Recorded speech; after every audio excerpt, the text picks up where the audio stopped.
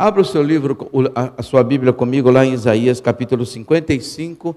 Eu quero ler com você o versículo do verso 1 ao verso 13.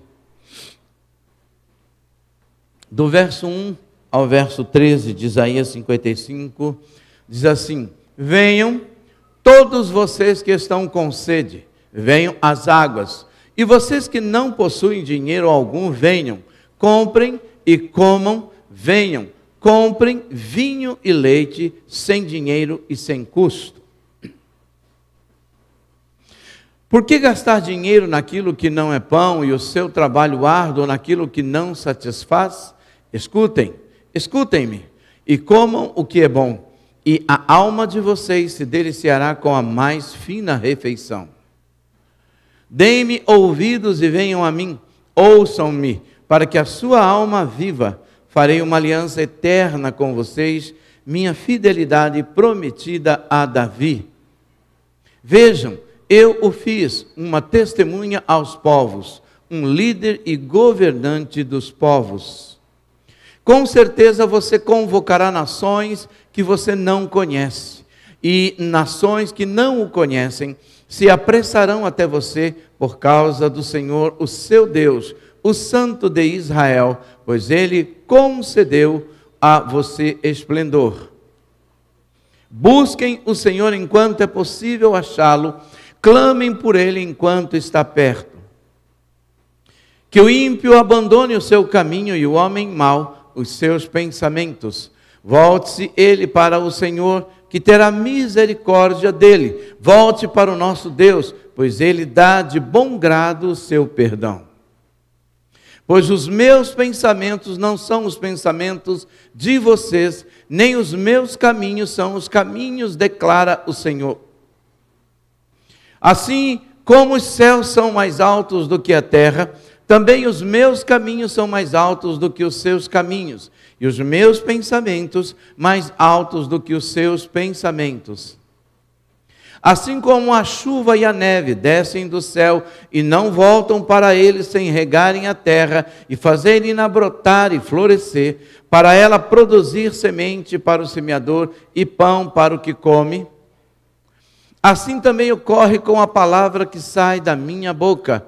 Ela não voltará para mim vazia, mas fará o que desejo e atingirá o propósito para o qual a enviei. Vocês sairão em júbilo e serão conduzidos em paz. Os montes e colinas irromperão em canto diante de vocês, e todas as árvores do campo baterão palmas. No lugar do espinheiro crescerá o pinheiro, e em vez de roseiras bravas crescerá a murta. Isso resultará em renome para o Senhor, para o sinal eterno que não será destruído. Amém? Paizinho amado, em nome de Jesus, nós te louvamos e nós bendizemos o nome glorioso do Senhor. Nós engrandecemos a Ti pela oportunidade, Pai, de estar aqui na Tua casa, celebrando o Teu nome, Pai, te glorificando por aquilo que o Senhor é. E o Senhor é o nosso Deus, o Senhor é o nosso Senhor. O teu Filho Jesus é o nosso Salvador. O Espírito Santo é aquele que nos sela para o Senhor. Nós fomos comprados pelo sangue, pelo sacrifício de Jesus, ali naquela cruz, Pai. Deus, nós pedimos a direção, a unção do Espírito do Senhor sobre nós e sobre cada classe onde estão as nossas crianças, ali fora onde estão os obreiros, Senhor, no arraial, Senhor, neste ambiente, anjos do Senhor sob tua ordem, guardando e cuidando deste lugar, Pai. E cuidando de cada vida, de cada pessoa, e falando com cada filho, filha, com cada pessoa que nos visita, em nome de Jesus, em cada espírito, nessa noite, Senhor. Seja um mover glorioso e poderoso do Senhor, Pai, em nome de Jesus. Frustre qualquer plano, qualquer intenção, qualquer ação do inimigo seja anulada e tornado sem efeito, não somente aqui, mas na casa ou onde essa pessoa estiver participando conosco e recebendo esta palavra. Pai, nós agora seremos elevados pela fé, somos elevados pela fé à dimensão espiritual de adoração, a sala do Senhor para te adorar na dimensão espiritual, em nome de Jesus. Use a minha vida como instrumento teu. Dê-me graça para alcançar o coração das pessoas. Me ajude a remir o tempo sem perder a essência e nem a profundidade do que o Senhor tem para nós. Que essa palavra seja rema no nosso espírito. Move, Senhor, o ambiente aqui e na casa das pessoas que estarão recebendo. Pai, ouvindo e participando, seja céus abertos e a glória do Senhor se manifestando em nome de Jesus. Amém. E amém. Amém. Isaías, conhecido como a Bíblia em miniatura, ou o Evangelho, do Velho Testamento em miniatura, assim como João 3,16 é conhecido por muitos como o Evangelho em miniatura, Isaías é conhecido como a Bíblia em miniatura, ou seja, ela toda é escrita em todos os capítulos de Isaías. Isaías é um profeta muito especial. No capítulo 52, ele vai falando do servo sofredor. Ele entra no capítulo 53, enfatizando sobre a questão do servo sofredor, falando de Jesus Cristo, daquele homem que não tinha beleza, que não tinha nada que nos atraísse, daquele homem que as pessoas desprezavam, ignoravam, que não tinha humanamente nada que chamasse atenção, uma beleza que pudesse fazer parar o trânsito, não é? Jesus era um homem comum, alguém um Deus que se despiu da sua glória, tomou a forma humana. E Isaías 53 fala do servo sofredor, daquele que levou sobre ele as nossas dores, daquele que nos sarou pelas suas pisaduras, daquele que nos fez e nos deu acesso à presença do Pai, aquele que nos comprou com o seu sangue. E Isaías, no capítulo 54, fala do futuro de Sião, o futuro da igreja, não só de Israel, mas do povo de Deus, da nação santa, da igreja, chamado o povo escolhido do Senhor, daqueles que reinarão com Cristo, daqueles que viverão com Ele, uma palavra de esperança, uma palavra de vida, uma palavra dizendo para nós que nem tudo está perdido, mas o futuro glorioso daqueles que viverão em Sião, aqueles que viverão com o Senhor. Isaías 55 fala da imensurável graça, da incomparável graça, da bondade misericordiosa do Senhor, oferecida a todos aqueles que creem. Isaías 55 fala dessa graça de Deus, que não pode ser comprada, que não pode ser barganhada, mas que também não deve ser desvalorizada.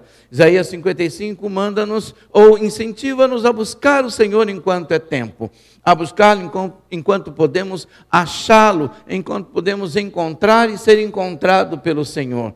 Isaías 56 vai esticar sobre essa graça, também alcançando, como Isaías 55, os gentios, aí nesse caso, eu e você, aqueles que não fazem parte ou não faziam parte da nação escolhida de Israel, mas que hoje, não é, na plenitude dos tempos, passa a ser família, filhos, povo de Deus. Amém? E a Páscoa, ele representa tudo isso que eu falei no livro de Isaías, não é? Jesus é aquele que abre o caminho para tudo isso, é aquele que se faz o Cordeiro de Deus que tira o pecado do mundo, que João Batista, ao vê-lo passar, aponta para Jesus e diz: eis o Cordeiro de Deus que tira o pecado do mundo. Mas o interessante é quando a gente para pensar sobre a ressurreição de Jesus, não somente a morte, mas a ressurreição. Porque a Páscoa não é o domingo de Páscoa. A Páscoa, ela envolve a morte, não é? O dia de insegurança, de incerteza, e depois o domingo da ressurreição. Na sexta-feira, o Senhor Jesus é crucificado. Ali, pessoas voltam para Emaús, pessoas voltam para suas casas. Não é? Tínhamos tanta esperança de que fosse ele que iria remir a Israel, mas ele morreu.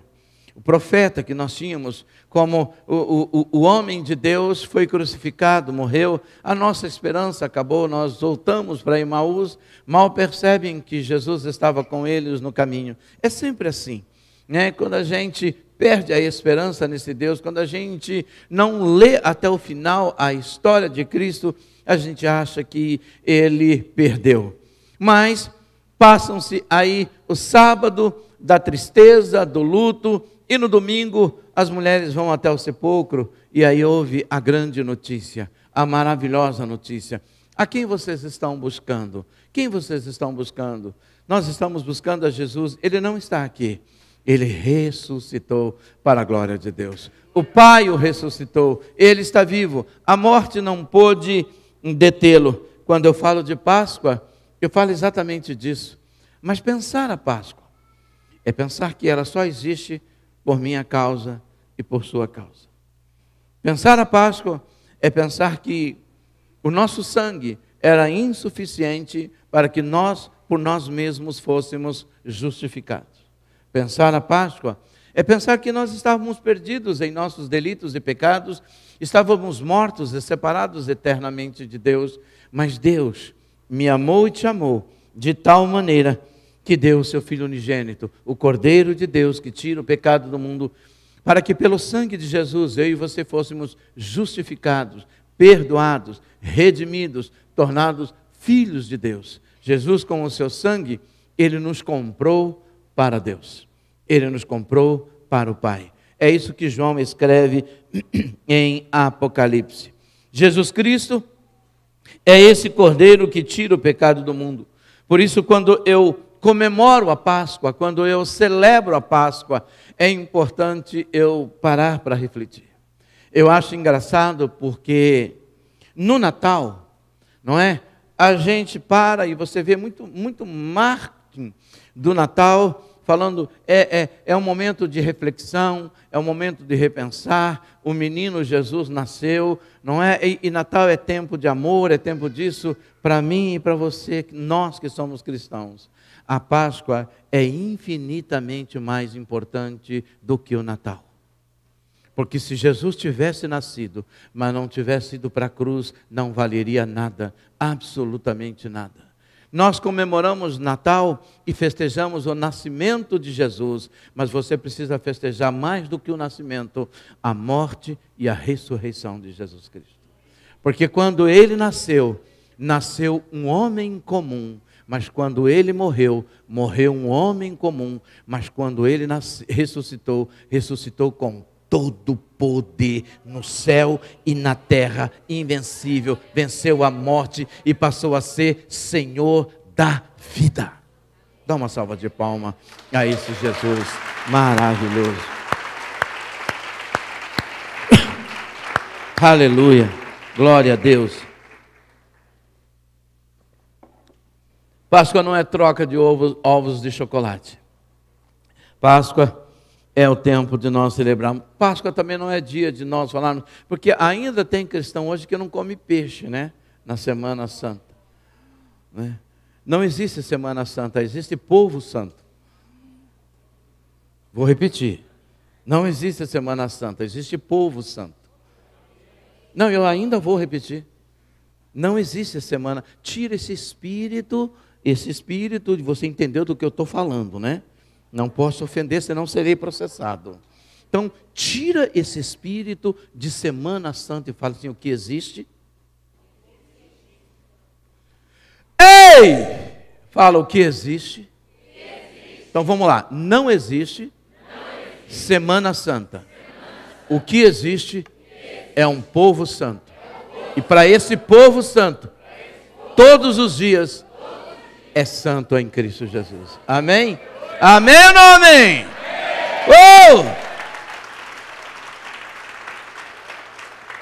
Aí você vai assim, pastor, o senhor vai ser processado.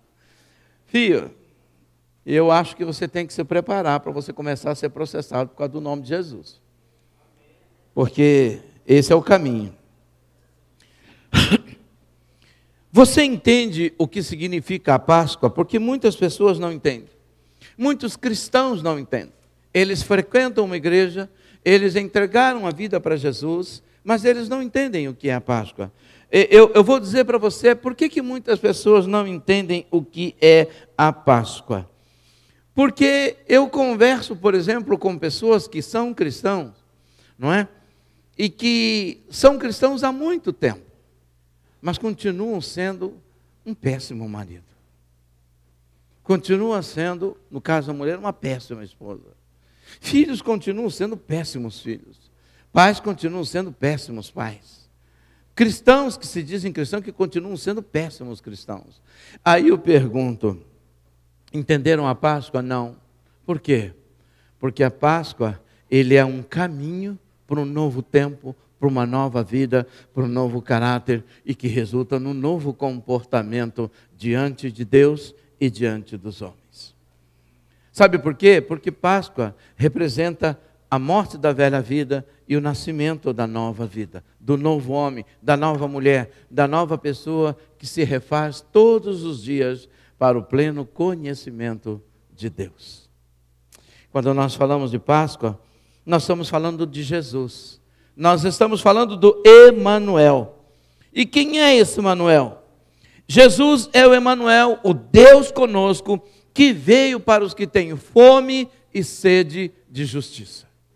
Entender a Páscoa é entender que Jesus é o Emanuel, o Deus conosco, que veio a este mundo para os que têm fome e sede de Deus. Fome e sede de Deus, ou seja, o desejo de voltar para Deus, de voltar para casa, de voltar para a presença do Senhor. Ali em Mateus, no capítulo 1, versículo 23, lemos: a virgem ficará grávida e dará à luz um filho, e o chamarão Emanuel, que significa Deus conosco. E por que nós precisamos desse Deus conosco? Porque somente Ele, sendo a luz do mundo, pode nos mostrar a forma, a maneira, o como podemos voltar para Deus. Na verdade, a gente não consegue voltar sozinho, nós precisamos dEle. A nossa fome, a nossa sede de Deus precisa de alguém que nos leve a esse Deus, que nos conduza a esse Deus. Mas eu preciso entender o nível de segurança que eu tenho nesse Deus. Ele disse: eu não vou deixar vocês órfãos, eu voltarei para estar com vocês. Emanuel é o Deus conosco, é aquele que veio em forma humana, morreu aos 33 anos de idade, mas ressuscitou e nos deu a beleza, a maravilha de sermos a habitação do Espírito Santo. Nos fez templo, morada dele. Por isso, quando eu olho para a Páscoa, eu posso dizer: obrigado, Senhor, obrigado, porque aquilo que era impossível se tornou possível, aquilo que era distante se tornou perto, aquilo que era inalcançável se tornou possível de ser alcançado. Por quê? Porque Ele mesmo disse em Isaías 55, 1 e 2: venham, todos vocês que estão com sede, venham às águas. E vocês que não possuem dinheiro algum, venham, comprem e comam. Venham, comprem vinho, leite, sem dinheiro e sem custo. Por que gastar dinheiro naquilo que não é pão? E o seu trabalho árduo naquilo que não satisfaz? Escutem-me, escutem-me e comam o que é bom, e a alma de vocês se deliciará com as mais fina refeição, ou com a mais fina refeição. Ele está dizendo o seguinte: existe a possibilidade de vocês voltarem para Deus. A graça está disponível, mas nós não podemos banalizar. Essa é a maior expressão. Você não precisa de dinheiro, você não precisa de indulgência, você não precisa de fazer promessas, você não precisa mais de sacrifícios, porque Ele, Jesus, se tornou o sacrifício perfeito diante de Deus. Ele é o sumo sacerdote, Ele é o sacerdote perfeito segundo a ordem de Melquisedeque.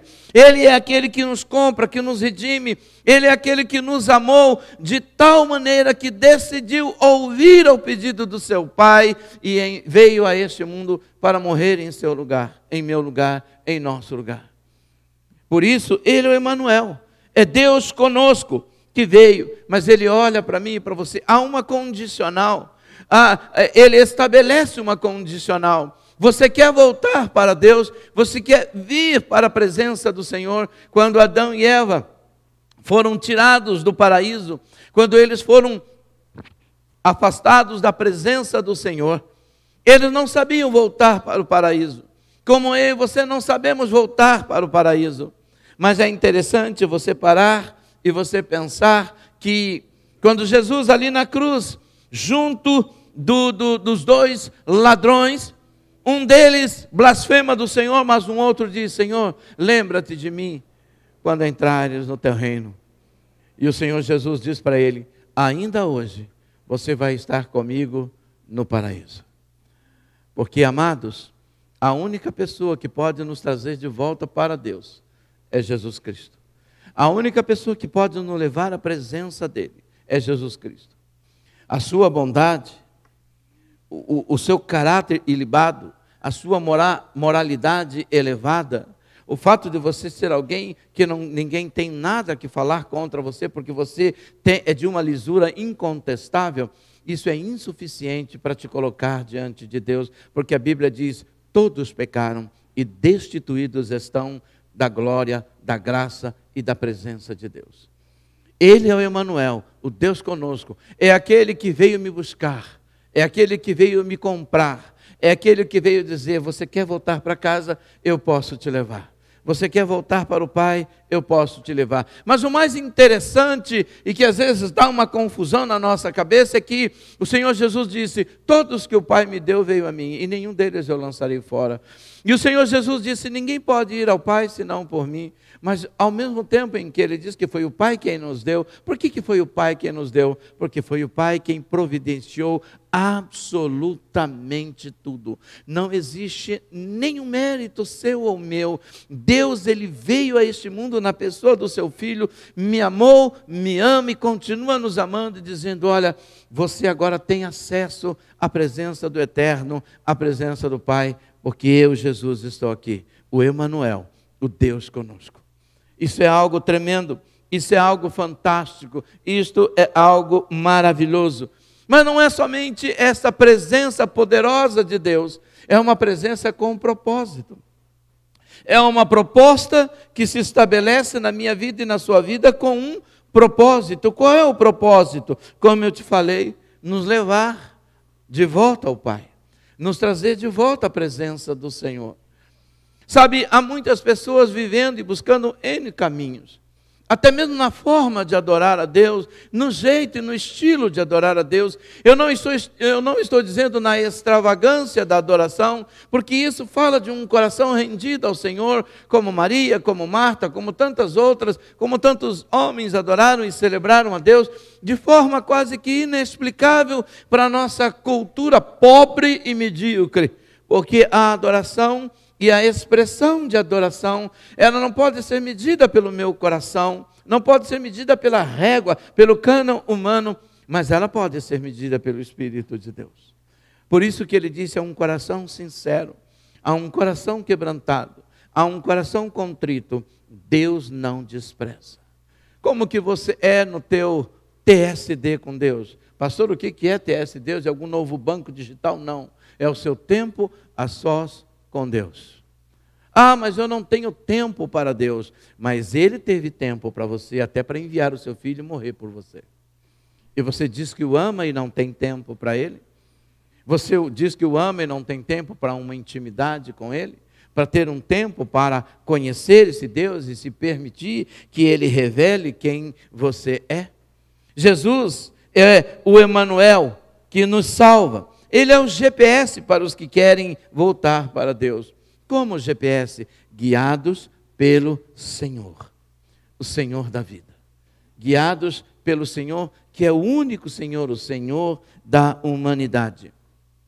João 14,6 diz: e respondeu Jesus: eu sou o caminho, eu sou a verdade e eu sou a vida.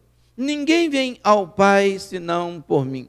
Não existe um outro vicinal ou uma outra vicinal, um outro caminho que possa nos levar. Mas ele fala algo muito poderoso, ele disse: olha, eu sou o caminho que você precisa para voltar para Deus. Você que tem fome, você que tem sede, você que quer de fato esta graça abundante, eu quero dizer para você que só existe uma forma de você voltar para o Pai. É isso que Jesus está expressando, é por mim. Ninguém consegue chegar ao Pai se não for por Ele. Ele é a chave, Ele é a porta, Ele é o bom pastor, Ele é aquele que tem condições, poder, força para nos resgatar, nos comprar, nos tornar filhos de Deus, como João 1,12 nos declara, e ainda mais, nos levar pelo caminho da vida, porque Ele é o caminho. Mas Ele não é só o caminho, Ele também é a verdade. Mas não é a verdade de quem Deus é a verdade de quem você é. Porque muitas vezes, amados, nós queremos dizer quem Deus é, mas nós temos medo de falar quem nós somos. Nós temos medo de nos confrontar, de olhar no espelho. Nós temos medo de nos virar do avesso e admitir quem nós somos. E há duas verdades que nós precisamos saber. Uma verdade é que Deus me ama. Mas a outra verdade é que eu preciso saber quem eu sou. E por que Deus morreu por mim? Somente porque Ele me ama? Não. É porque quando eu olho para dentro de mim, eu vou entender que não havia possibilidade nenhuma de eu ser salvo por mim mesmo, de eu ser comprado por mim mesmo, de eu me auto-resgatar. Isso era algo impossível e continua sendo impossível. Mas a verdade de quem eu sou, um pecador, alguém que se afastou de Deus, não é? Porque todos pecaram e destituídos estão da glória de Deus, porque o salário do pecado é a morte, mas o dom gratuito de Deus é a vida eterna por Cristo Jesus. Nós precisamos entender quem é essa verdade. Essa verdade não pode ser banalizada, essa graça não pode ser banalizada. No mundo de hoje e na atualidade, a graça é banalizada. Deram até um superpoder à graça, agora chamam de super graça, como se a graça tivesse enfraquecida, não é? Como se a graça tivesse perdido o seu poder, como Sansão quando cortou o cabelo, como se a graça precisasse de uma injeção de adrenalina ou qualquer coisa que valha para se tornar mais forte. Por que a graça precisa se tornar mais forte? Porque foi liberado algum tipo de pecado que antes era pecado e agora não é mais? Ou porque o mundo está praticando alguns pecados que precisa de uma graça mais forte? O problema não é pecado, o problema é que o mundo não quer morrer. E ninguém vai para o céu se não passar pela morte. Ninguém vai a Deus se não passar pela morte. Ninguém vai a Deus se não entender que nós estamos mortos em nossos delitos e em nossos pecados, e Ele veio para nos dar vida, e vida com abundância. Isaías 55, 6 e 7 lemos, aliás ainda tem o terceiro item de João 14, não é? Ele é a vida, a vida. A vida que eu preciso, a vida que eu anelo, a vida que eu desejo, não a vida que eu tenho. Porque a vida que eu tenho é uma vida morta sem Deus, mas a vida de Deus em mim. Vinde a mim, vocês que estão cansados, sobrecarregados, oprimidos, vamos trocar de jugo com Ele. Ele entrega o seu jugo e nós entregamos o nosso, porque o nosso jugo nem nós mesmos conseguimos carregar.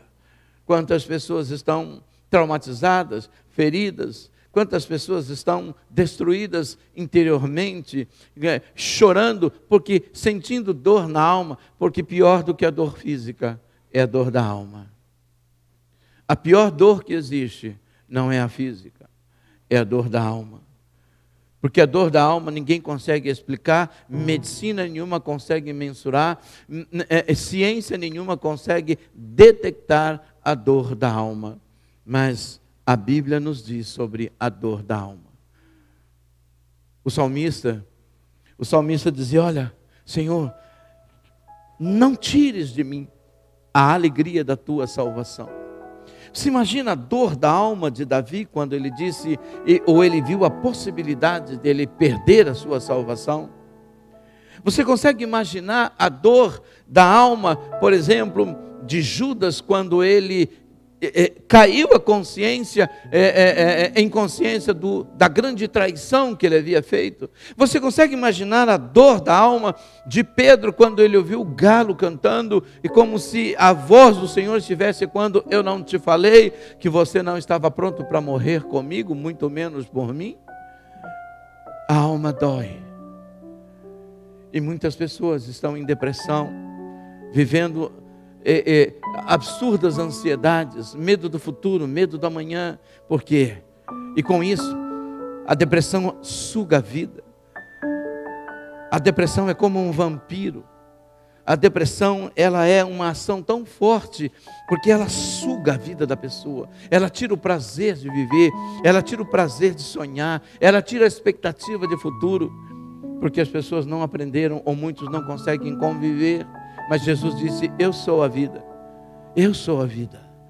E a vida que eu tenho não é a sua vida, é a minha vida para você. Vamos trocar de vida, vamos trocar de vida. Você pega a minha e eu pego a sua. A sua vai morrer aqui na cruz, mas a minha vai viver e continuar com você. A vida que agora nós temos, como disse Paulo, vivemos pela fé no Filho de Deus, que morreu, que se entregou por nós. Isaías 55, 6 e 7 diz: busquem o Senhor enquanto você pode achá-lo, ou se pode achá-lo. Clamem por Ele enquanto está perto. Que o ímpio abandone o seu caminho e o homem mau os seus pensamentos. Volte-se ele para o Senhor, que terá misericórdia dele. Volte-se para o nosso Deus, pois Ele dá de bom grado o seu perdão. Ah, meus amados, como nós precisamos de perdão. Como nós necessitamos de perdão. Como nós precisamos desse instrumento tão gigante de cura. E Deus, o Emanuel, Ele linkou o receber o perdão, Ele condicionou ao perdão que nós damos. Jesus disse: à medida com que você perdoa, você também é perdoado. Ele foi tão maravilhoso, Ele foi tão sábio na sua onisciência, e falo de Deus, que Ele levou a sua palavra e Ele colocou uma condicional na sua palavra. Você quer ser perdoado? Então perdoe. Você quer ser perdoado? Ele não condicionou que eu tenho que amar para ser amado, mas Ele condicionou que eu tenho que perdoar para ser perdoado. Mas quantas pessoas carregam um arcabouço de mágoas, de ressentimentos, de falta de perdão? Cristãos que não conseguem olhar para o seu pai, para sua mãe, para o seu irmão, para um parente, para um amigo, porque não consegue, porque ele me fez mal, porque ele me prejudicou, porque ele fez o que eu não suporto mais olhar para a cara dele. E vai definhando, e vai ficando doente. Ou porque tomou um prejuízo, alguém lhe deu um prejuízo, e ele, na verdade, esse prejuízo mostrou o quanto ele tinha em si um espírito de ganância e avareza que ele não suporta. Ele carrega esse sentimento, esse ódio. Porque Jesus diz: se você procurar, Ele vai te perdoar. Mas nós precisamos entender que nós vamos olhar para dentro de nós. Nós precisamos fazer uma autoanálise da nossa vida e perguntar para nós mesmos, se isso que nós carregamos dentro de nós. Essa falta de perdão é necessário eu carregar? É necessário eu ter um prisioneiro algemado à minha mão, algemado à minha vida, algemado à minha história? Simplesmente porque eu quero vingança, porque eu quero que ele pague, que ele passe pelo que eu passei, que ele sofra o que eu sofri? Não, não mesmo. Nós somos de alegria, nós precisamos ser livres, nós precisamos ser soltos. Jesus disse que a verdade nos liberta. E se a verdade tem poder para nos libertar, então qual é a verdade?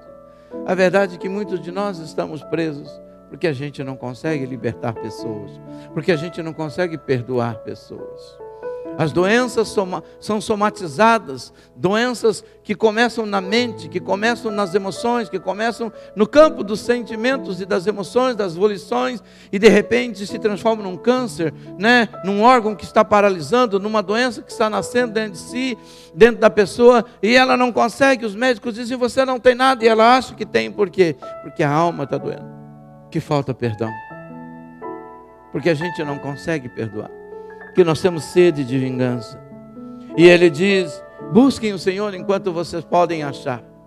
A graça um dia vai fechar a sua porta, né? Tudo nessa vida acaba. A única coisa que não acaba é o amor de Deus. A única coisa que não acaba é a vida eterna em Cristo Jesus.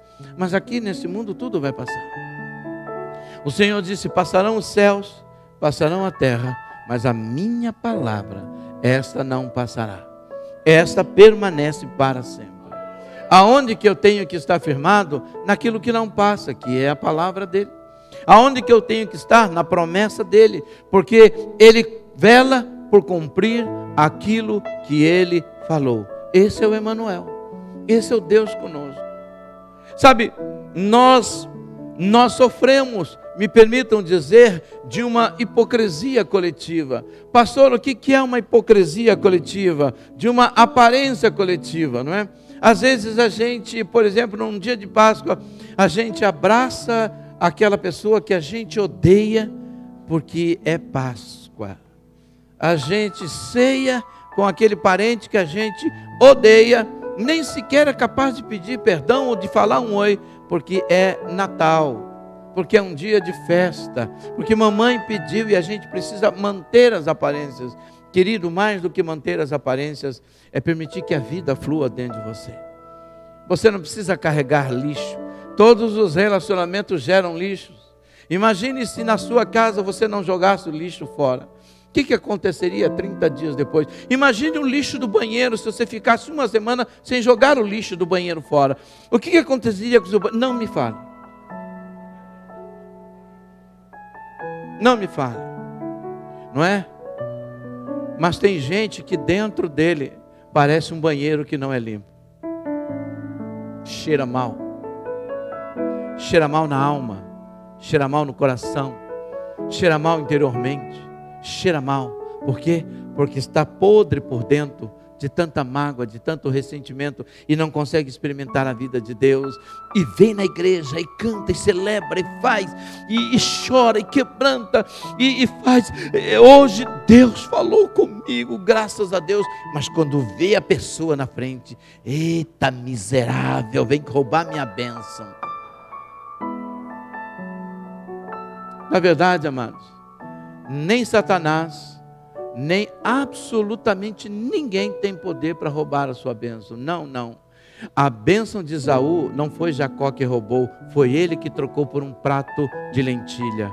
As nossas bênçãos, ninguém rouba, ninguém tira de nós. A Bíblia diz que o pecado da legalidade para o diabo é impedir e tirar a bênção de nós, mas não foi ele quem tirou e veio de bom grado, foi o pecado que nós cometemos. A falta de perdão impede Deus de fluir na nossa vida. Se nós queremos de fato voltar para Deus, nós precisamos voltar e deixar que Ele trate, que Ele nos limpe, que Ele faça aquilo que só Ele pode fazer na nossa vida.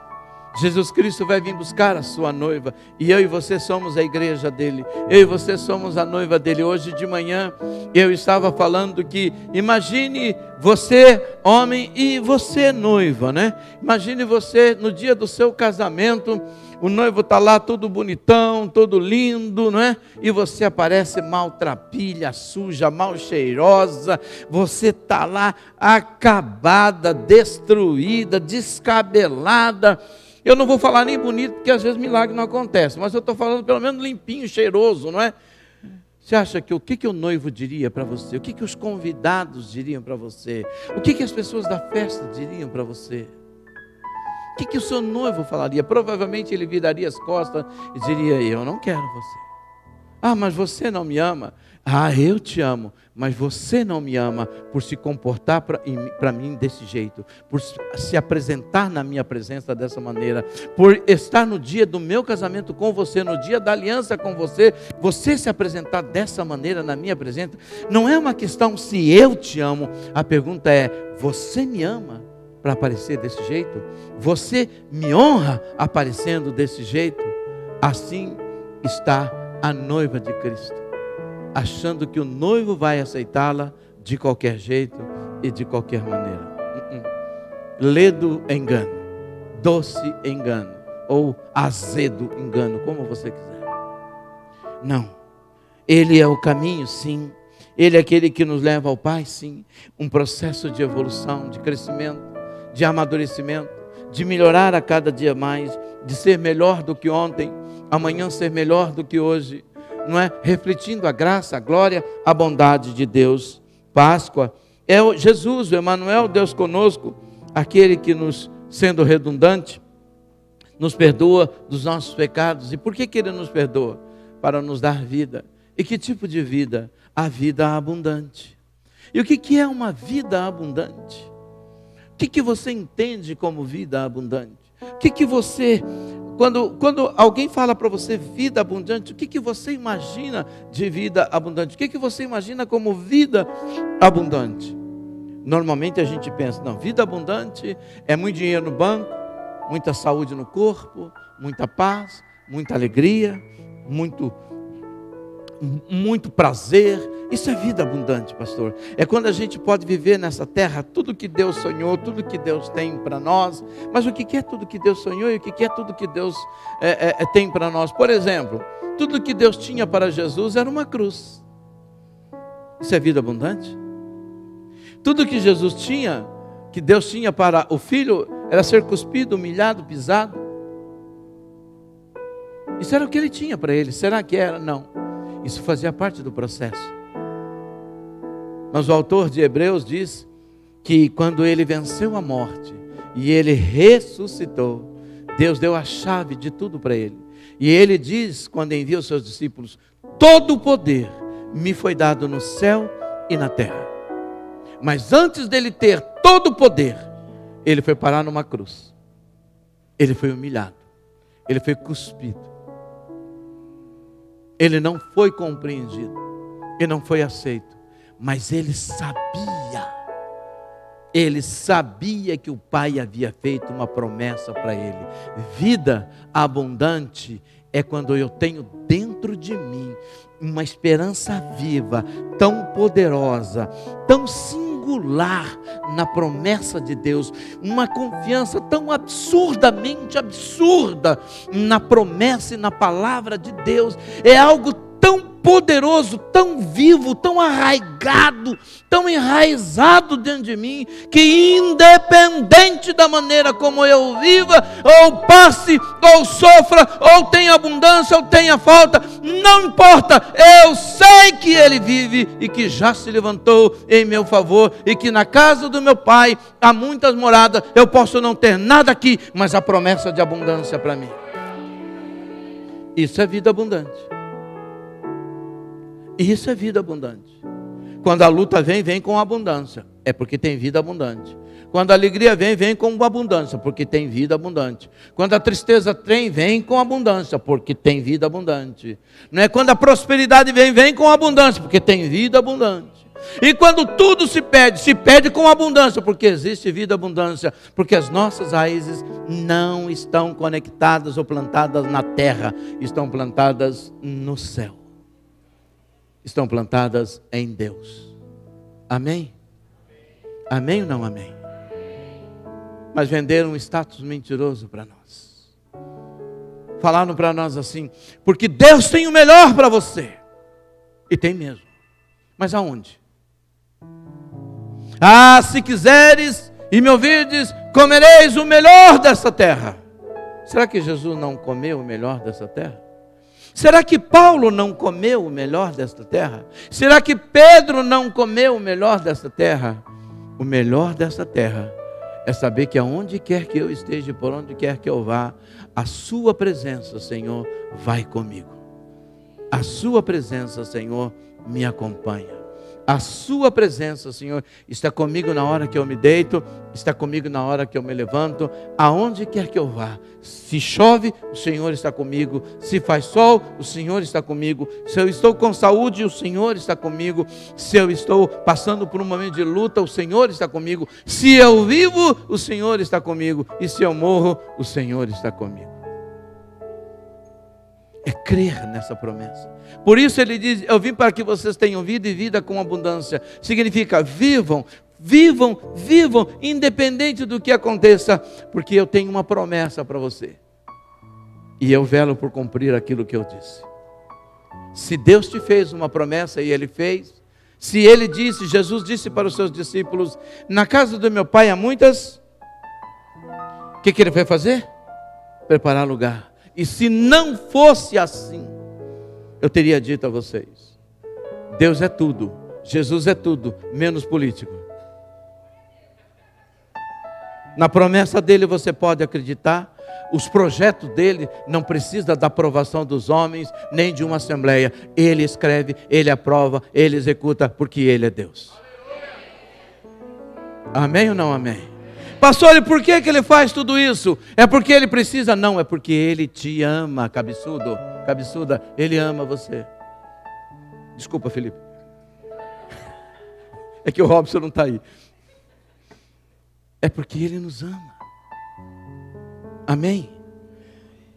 Amados, a gente precisa aprender isso. João 10, de 9 a 11, diz o seguinte, Jesus falando: eu sou a porta. Quem entra por mim será salvo. Entra por ele, por ele, por ele. Será salvo, entrará e sairá e encontrará paz. O ladrão vem apenas para roubar, matar e destruir. Mas eu vim para que vocês tenham vida e a tenham plenamente, em abundância.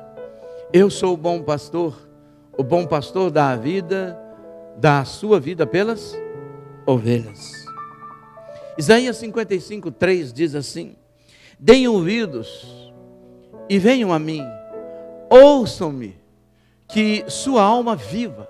Farei uma aliança eterna com vocês, minha fidelidade prometida a Davi. Deus disse a Davi: enquanto existir mundo, sempre haverá alguém para sentar no seu trono.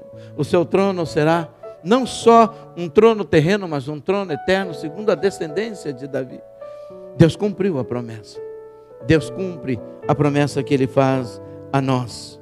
Por isso, num dia como hoje, num dia de Páscoa, é dia de nós repensarmos. Isaías 55, 7 e 8, lemos o seguinte: que o ímpio abandone o seu caminho e o homem mau os seus pensamentos. Volte-se ele para o Senhor, que terá misericórdia dele. Volte-se para o nosso Deus, pois Ele dá de bom grado o seu perdão. Pois os meus pensamentos não são os pensamentos de vocês, nem os seus caminhos são os meus caminhos, declara o Senhor. Quando o povo foi levado para o cativeiro na Babilônia, foi um momento de desespero, um momento de tristeza, um momento de dor. O templo havia sido queimado, os muros derrubados, suas portas queimadas, jovens levados cativos, prisioneiros, somente os idosos haviam ficado. O caos total imperou naquele lugar. Há uma desesperança, eles ficaram não é? Junto aos rios da Babilônia, chorando, gemendo, pensando e lembrando das coisas boas da terra quando eles tinham, porque não souberam preservar, porque romperam as alianças, eles perderam tudo o que tinham. E Deus havia feito e dito para eles: olha, lá onde vocês vão, lá vocês devem casar e se dar em casamento, lá vocês devem viver bem, vocês devem orar pelos reis, devem orar pelas nações, porque vocês ficarão lá 70 anos. 70 anos vocês vão ficar lá. Lá vocês vão aprender que eu sou Deus, que vocês não vão seguir mais idolatria. Vocês vão entender o que é uma aliança. 70 anos de cativeiro. 70 anos em que eles entenderam, viram a mão de Deus, protegendo e cuidando, e colocando eles numa disciplina para ensiná-los. Mas Jeremias, boca de Deus, escreveu uma carta para eles, dizendo, e foi o Senhor quem falou, diz: eu sei o pensamento que eu tenho a respeito de vocês. É pensamento de paz e não de mal, para dar a cada um de vocês o que vocês desejam, o fim que vocês desejam. E qual era o fim que eles desejavam? Sair da Babilônia, poder voltar para a terra, e começar a voltar 70 anos depois, com Zorobabel, com Esdras, com Neemias, reconstruir o muro, reconstruir o templo. Existe um tempo para todo o propósito debaixo dos céus. Eclesiastes nos fala isso. E o nosso tempo de espera não é para esperar de qualquer jeito.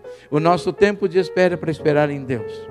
O nosso tempo de espera é um tempo de resignação. É um tempo em que o Espírito de Deus está trabalhando em nós. E Ele diz: é tempo de buscar o Senhor enquanto se pode achá-lo. Hoje nós podemos encontrar o Senhor lá no nosso quarto. Podemos encontrar o Senhor no carro, podemos encontrar o Senhor no nosso trabalho, podemos encontrar o Senhor aonde nós estivermos, se o nosso coração estiver diante dEle. Mas haverá um tempo e haverá um dia em que as pessoas buscarão e não encontrarão. Como a arca, quando a porta da arca se travou, foi travada pelo anjo do Senhor, as pessoas, e começou a chover, as pessoas quiseram entrar na arca, mas não podia mais. Como eu disse, a graça tem um tempo. A porta da graça vai fechar. A Páscoa, para nós, representa Emanuel, Deus conosco. Aquele que quiser se tornar povo de Deus, hoje existe a possibilidade. Hoje é tempo de nós olharmos. Hoje é tempo de nós repensarmos sobre a nossa vida e a nossa relação com Deus. Mas haverá um tempo em que não dará mais, em que não será mais possível. Haverá um tempo em que muitos pedirão a morte, e a morte não acontecerá até que venha o juízo e a separação eterna de Deus. Mas o povo dele, o povo que se chama pelo nome do Senhor, esse habitará seguro para todo sempre. Isso é Páscoa. É a certeza de que Jesus Cristo é conosco. Quando o povo saiu do Egito, eles celebraram a Páscoa. Quando o povo saiu do Egito, eles tiveram que celebrar a Páscoa com o cordeiro, não é? Eles tiveram que passar sangue nos umbrais e comer da Páscoa, e comer às pressas, tomar o chá amargo, que representava os anos de escravidão, de dor, de gemido. Para nós a Páscoa é o cordeiro de Deus que representa a nossa saída do Egito, do pecado, do mundo do pecado, para viver para Deus e com Deus. O cordeiro de Deus é Jesus Cristo, o Imaculado Senhor. O cordeiro que não tinha mancha, que não tinha pecado e que se fez pecado em meu e em seu lugar. Para quê? Para que eu e você tivéssemos vida e vida com abundância. Amém? Olá, meus queridos! Eu quero agradecer a todos por estarem conosco nos nossos cultos online, mas eu quero lhe fazer um convite muito especial para que você esteja conosco nos cultos presenciais, aqui na Avenida Cruzeiro do Sul, 360, e eu tenho certeza que você vai amar estar com os irmãos, conversar, se relacionar. Eu garanto para você que é um momento muito especial de comunhão, de palavra, de louvor, de adoração ao nosso querido Deus. E eu quero também lembrar a todos a nossa quinta profética, que tem sido assim, gente, não tenho palavras para dizer o que é a quinta profética. Venha para você experimentar, porque é bom demais, é tudo de bom a Quinta Profética. E você também pode nos acompanhar aí nas mídias, nas redes sociais, e eu tenho certeza que você vai encontrar algo que vai lhe agradar, que vai lhe abençoar, que vai te trazer um novo alento para a sua vida. Então, venha conosco participar dos cultos, porque, gente, é muito bom, é bom demais. Deus os abençoe. Um beijo para todos.